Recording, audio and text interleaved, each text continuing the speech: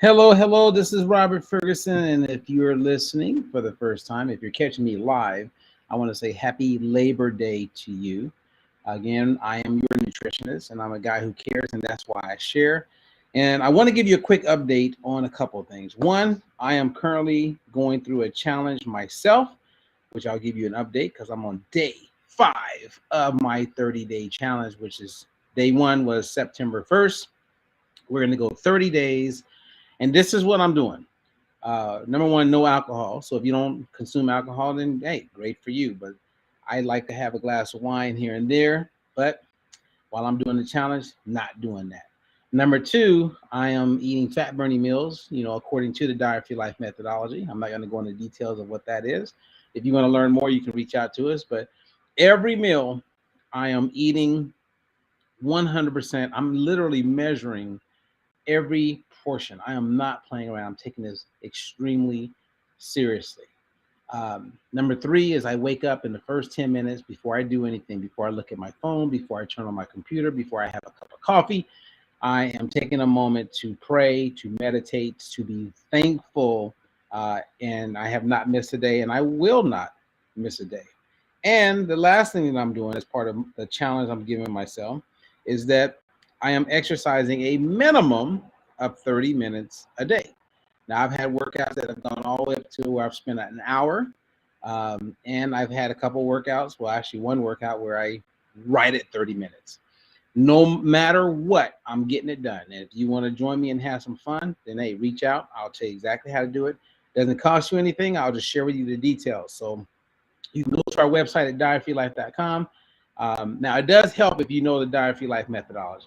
And this is not for like someone who is kind of casually going through it. I mean, I'm literally challenging myself. And I did a talk the other day, and I shared it on YouTube, so you can look for it, where I talked about the importance and the power and the role, the role of getting your mind right. And I've said for years, when you get your mind right, it's much easier to get your body tight. So I'm specifically talking about mindset and locking in so that you honor yourself, you're respectful to yourself, you do the things that you said that you would do no matter what. And I was explaining to one of my clients today, I said, I never really thought about this, but as I'm going through this challenge, the only thing I can foresee that would throw me off track, right, to being successful in doing all the things that I'm sharing with you, the only thing that can throw me off is, God forbid, something happened to someone in my family, specifically my kids, and I find myself in the hospital. Now, my nutrition will be on point. I'm not even concerned about that. And trust me, I will still follow through with that. I will do everything else. I just wouldn't have time to get into 30 minutes because, God forbid, I couldn't leave the hospital. I just couldn't. But other than that, there is a way to get it in. If it's 11:29 p.m. and I have 31 minutes before it goes to the next calendar day, I'm getting in that 30 minutes.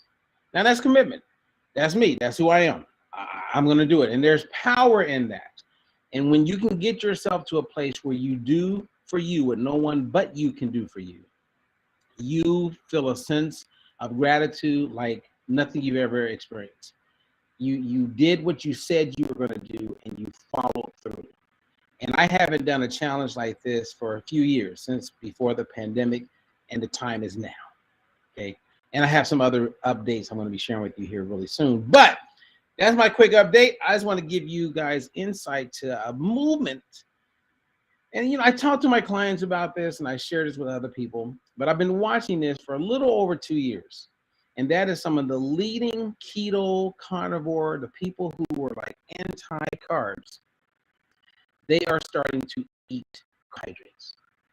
You didn't know it, vegetables like broccoli and asparagus, those are carbs. Many people think carbs are only things like bread and pasta and pizza, but carbs are plant-based. When you hear people say plant-based, that means they eat carbs. And almost all carbs eventually come from some type of plant. So now you have those that are processed, but carbs are your friend.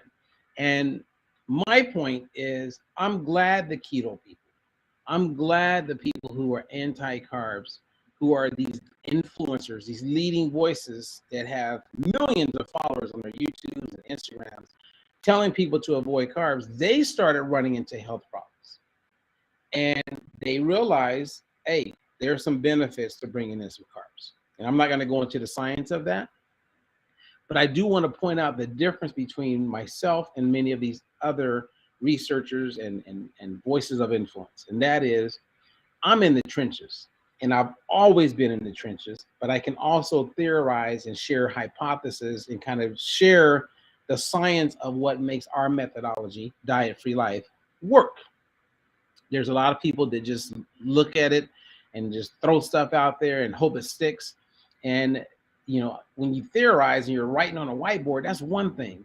But to help someone who is a normal, everyday, law-abiding, good human being, to help them navigate nutrition and the challenges of life and going to work and negative things happening and positive things happening, to work with an everyday human being and have a methodology that can meet them where they are and help them be successful, that's what I'm about.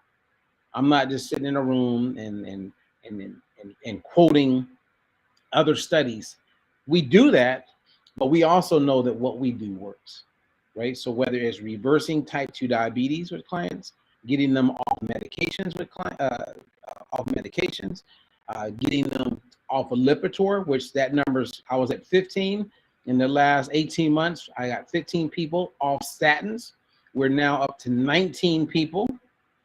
That is a big deal because many of these people believed they were going to be on these meds for the rest of their life. And we have demonstrated again and again and again that that is not the case. So again, my goal today is not to root my own horn, but there is a big difference when you have someone who's smart and can articulate and they're sitting in an office or they got a whiteboard. How many people are they helping? I mean, I never hear them like bring people on and talk about their experience. You see what I'm saying? Like, where are those people? I am talking about helping people work through it. And when you work through it, hey, that's the truest demonstration that the methodology works. If you are out there preaching and theorizing constantly, and then, you know, 5 years goes by, you have millions of people that you have avoiding carbohydrates, you then discover that, oh, that was probably not a good idea. Well, how are you going to rectify that? Are you going to go back and find all those people? Probably not. Now, here's the other good news, and then I'll be out of here. And that is, some of these leading experts, what I like about them is that they are taking responsibility, meaning they are eating crow.